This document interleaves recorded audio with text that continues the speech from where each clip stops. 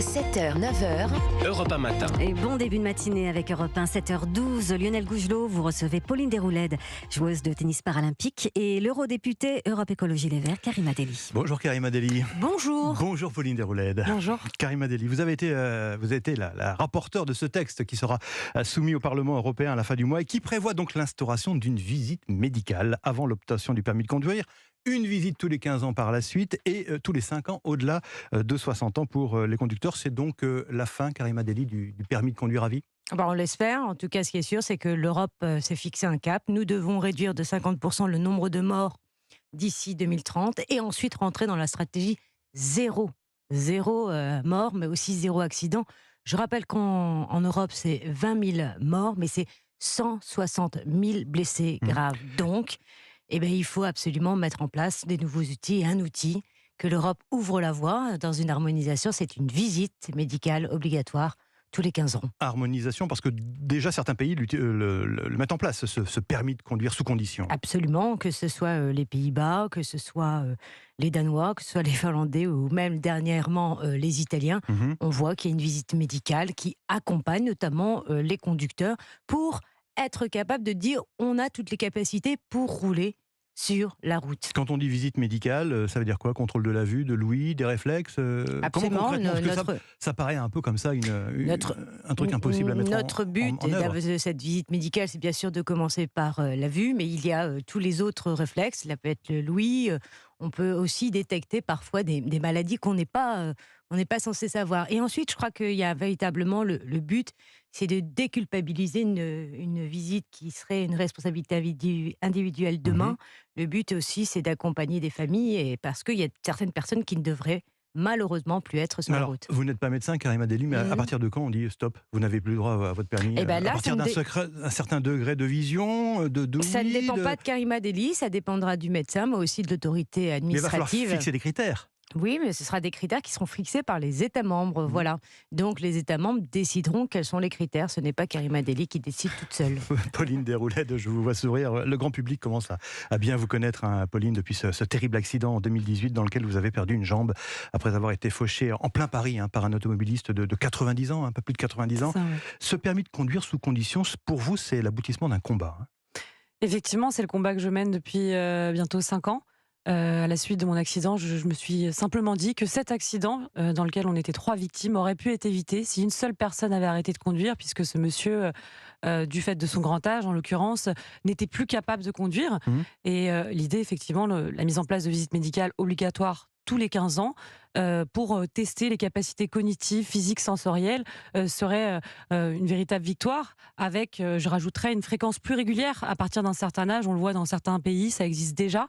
On n'est pas tous égaux. Je prends souvent l'exemple d'un conducteur qui a 50 ans, qui a un début d'Alzheimer, qui peut être plus inapte qu'une personne de 80 ans qui a toutes ses facultés. C'est pour ça qu'il faut contrôler tout le monde. Donc vous dites bien, vous concrètement, dans votre cas précis, Pauline Déroulède, s'il y avait eu ce contrôle médical, cette visite médicale, cet automobiliste n'aurait pas pris le volant de sa voiture? Effectivement, pour avoir eu un échange avec mon conducteur, celui qui m'a fauché, c'était très constructif. Ce monsieur m'a dit qu'il savait qu'il n'était plus capable, que c'était difficile d'arrêter de lui-même, que ses proches lui disaient. Et on parle souvent de, effectivement, cette culpabilité de la part des familles qui veulent faire arrêter de quelqu'un de conduire. Et ce monsieur, ce sont ses mots, m'a dit: s'il y avait une loi, je l'aurais respectée. Et ça résonne encore en moi. Alors ce projet suscite quand même des oppositions, presque une levée de bouclier de la part de l'association de 40 millions d'automobilistes qui lance aujourd'hui une pétition, Karima Delli, touche pas à mon permis, qui conteste l'efficacité de cette mesure et qui rappelle qu'un permis de conduire, c'est un diplôme, c'est un droit acquis. Alors c'est un droit acquis, mais je voudrais que... D'abord, je suis très fière d'accompagner Pauline Déroulède, parce qu'elle a réussi à transformer malheureusement un drame en combat, et que moi, en tant que politique et responsable de la commission de transport, j'ai l'obligation de transformer notamment la loi pour qu'il n'y ait plus ce drame. Et on a justement, parce qu'on ne se connaissait pas du tout, c'est vraiment une vraie belle surprise, on a notre objectif, et je le dis à l'association des automobilistes, notre objectif, c'est de sauver des vies. Sauver des vies, véritablement, la loi le permet demain, donc ça c'est notre but, ça c'est la première chose. La deuxième chose que je tiens à rappeler c'est véritablement la liberté commence là où celle s'arrête, celle des autres, vous voyez. Donc notre but, c'est pas une mesure restrictive de liberté absolument, absolument pas. Au contraire, ça protège le conducteur et ça protège aussi les gens qui sont sur la route.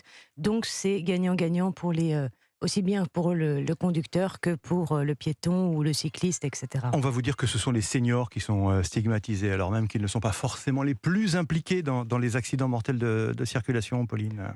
Non, je l'ai dit, oui, l'âge est un facteur qui peut altérer la conduite, mais encore une fois, on n'est pas tous égaux, ça je le rajoute bien. Je suis très étonnée de cette tribune de Pierre Chasseret que j'avais croisé et qui était d'accord pour mettre en place des tests de la vue. Voilà, on parle de courage aussi, de courage politique, et c'est pour ça que je suis ravie d'accompagner Karima Delli.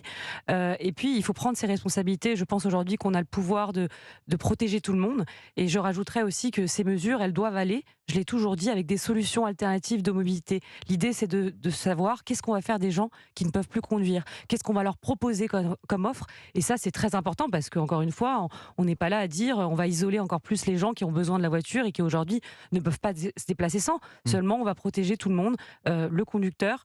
On est tous des victimes potentielles, on peut en un instant basculer dans le camp des victimes, et moi pour avoir eu encore une fois ce conducteur en face de moi, il a été victime de lui-même. Et encore une fois, s'il y avait une loi, il l'aurait respectée.